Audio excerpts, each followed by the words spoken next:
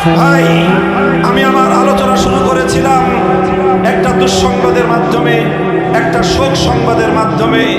আমাদের ভাই, বাংলাদেশের অকুতোভয় বীর সৈনিক, আগামীর বাংলাদেশি যুবকদের অনন্য অনুপ্রেরণার বাতিঘর শহীদ শরীফ ওসমান হাদি শাহাদাত বরণ করেছেন।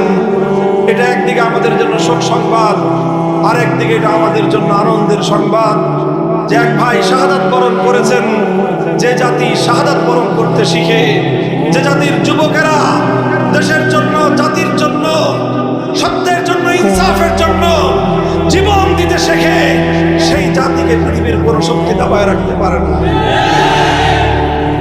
আমাদের ভাই শহীদ হয়ে গেছেন, আমাদের তার প্রতি দায়িত্ব আর কর্তব্য আছে না নাই? বলেন আছে না নাই? বসেন বসেন, খালি দাঁড়ায় দাঁড়ায় বলবেন দায়িত্ব আছে। বসেন, দাঁড়া আছে, একটু বসেন। সবাই একবার করে সূরা ফাতিহা পড়ি।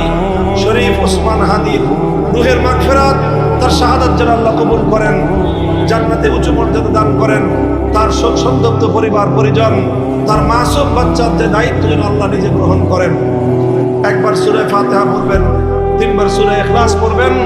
এরপরে ইনশাআল্লাহ আমাদের মুহতারাম মুআজ্জাজ মেহমান, বাংলাদেশের আলেমদের অন্যতম শীর্ষ ব্যক্তিত্ব, বিভাগুল মাদারিসিল আরাবিয়া বাংলাদেশের সম্মানিত মহাসচিব, আমার মুহতারাম বড় ভাই, জামিয়া রহমানিয়া আরাবিয়ার স্বনামধন্য প্রিন্সিপাল শেখুল হাদিস আল্লামা মাহফুজুল হক হাফিজাহুল্লাহ হযরত তশরীফ এনেছেন। ইনশাআল্লাহ তিনি দোয়া করবেন। এই দোয়া করে ইনশাআল্লাহ আমরা সবাই যাব। ঠিক আছে তো ইনশাআল্লাহ? কেউ